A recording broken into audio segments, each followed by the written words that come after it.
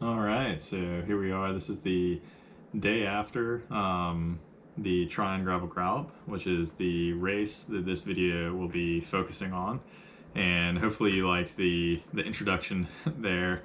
My wife and I bought a drone, and so I've just been messing around with it and using it to, I don't know, just record different stuff. But that inspired me to make an intro for these YouTube videos. And then this is another new thing I've never done. I guess commentary with video and my face. But yeah, so this is just gonna be a video about the 5th race in the Southeast Gravel Series, which is in Tryon, North Carolina. It was a really good event. I enjoyed it a lot. And so on screen now, you're gonna see the data from the event for my race. You can see it was just over 4 hours and a little over 75 miles and normalized power at 250, and that's a watts per kilo ultimately of 3.13 for me. I think the average power was like 202 watts or something. So not too crazy, but definitely a tough event. And unfortunately for me personally, 3 weeks ago, I had COVID, and so that was a bit of a bummer. And I ended up missing the Belgian waffle ride and took about 10 days off from riding. So I had about zero expectations going into this event. I really didn't know what to think or what would happen. So yeah, I was just happy to be out there racing and, you know, looking forward to seeing what was going to happen. We're going to jump right into some of the race footage here, and that is going to be the first thing that we're looking at. So this first section is just us getting on to the gravel road, of course, after the start. So we're gonna see the start here, and then this next bit is the first gravel section of the day, and this is pretty much how a lot of the gravel looked in this event. And the first 16 miles or so of the race was this nice little gravel circuit. There were a few attacks in the beginning. Here you can see there's a guy off the front just ahead of us. None of those early attacks went anywhere. It was pretty interesting that no one wanted to sink the time into the attacks or sink the effort into the attacks to really go anywhere. So they all kind of fizzled. This was a funny clip because you might be able to catch it here on the left. You'll actually see a couple horses.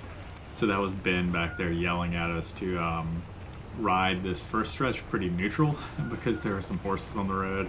Of course, Tryon is a really big equestrian center, so there are a lot of horses, which is really where a lot of the gravel went. We rode along a lot of horse pastures, and kind of that was really where we were. It was pretty rural. It was a really nice area. The gravel roads there are beautiful, and the first 16 miles was mostly gravel. It was a nice circuit.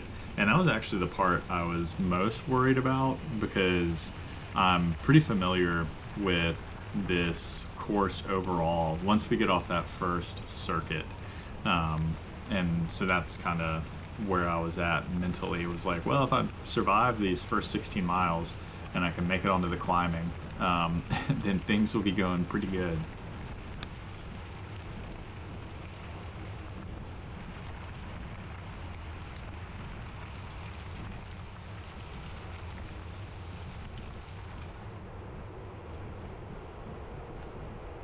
Okay, so once we were off of the gravel, we rode back by the start finish, and what you're going to see pop up on the screen right now is data from that first big climb, and you can see kind of the elevation profile there. It definitely started to ramp up, and you see it took about 36 minutes, and this stretch was honestly, it was a little annoying because people were riding it very surgy.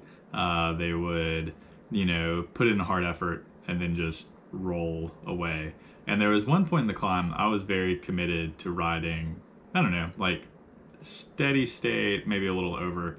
I was holding a pace of around like 320 watts, and I was like, oh, okay, like I'll just ride a hard pace up this climb and it'll help break this group up.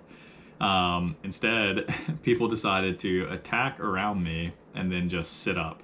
I guess they thought that my pace wasn't hard enough, and maybe they wanted us to do a very aggressive attacking pace. I didn't really understand it, but after that I just decided I wasn't going to commit any energy, because if people were just going to ride really surgy, that's not good for my riding style, and I just like to ride at a good pace. So I didn't get involved with that, but you can see it was just an average of 280 watts. So honestly, not extremely difficult. For me, that's kind of in the tempo realm, and we definitely had some points where it was much higher than that, but not too bad for the first 40 minutes, and that climb was a little easier than I mentally was preparing myself for. It wasn't as difficult as I thought it might be.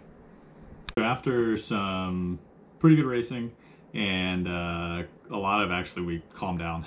So we actually didn't really race that middle stretch. You can see after the first big climb, we kind of went on to some flatter stuff.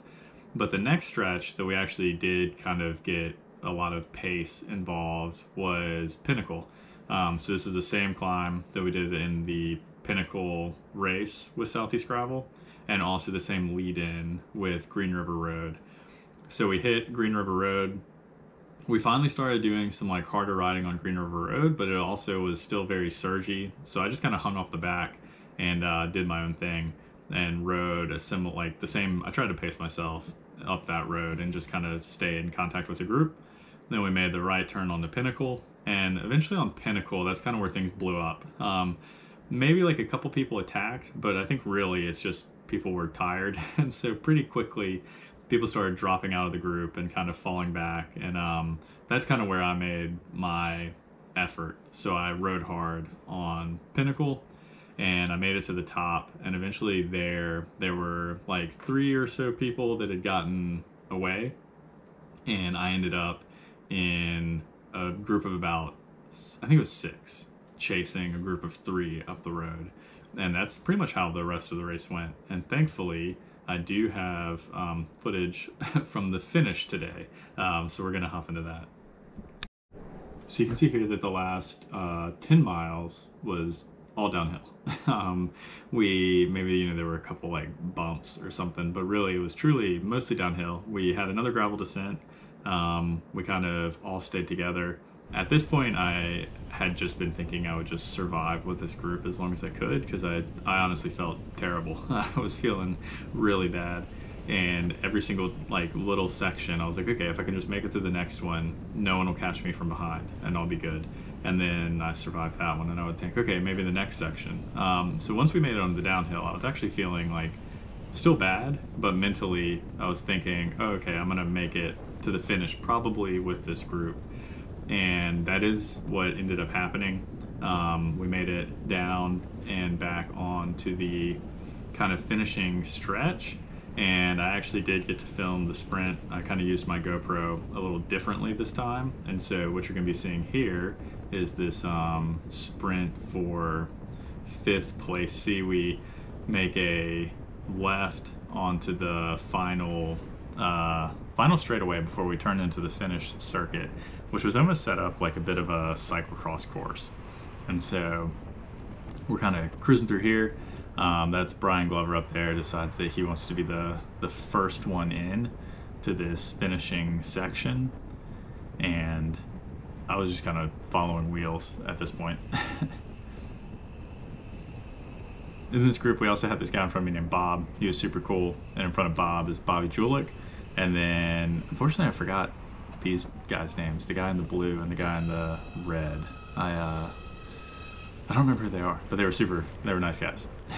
And so this is kind of the cyclocrossy point. So you get into the grass here and start racing, and then we go through the grass, and then up here we hop onto what is a bit of like a outdoor track, paved track. And so I moved up through the like little group right there and ended up 3rd wheel, and then coming around here, this is when I open up my sprint, and right here I start gaining ground, but Brian starts sprinting too, and he's feeling a little bit better than me. And so that's Brian rolls across there for 4th place, and I ended up finishing 5th overall.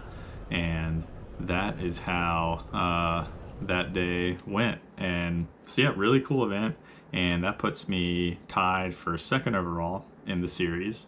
and there's one more race coming up on October 3rd.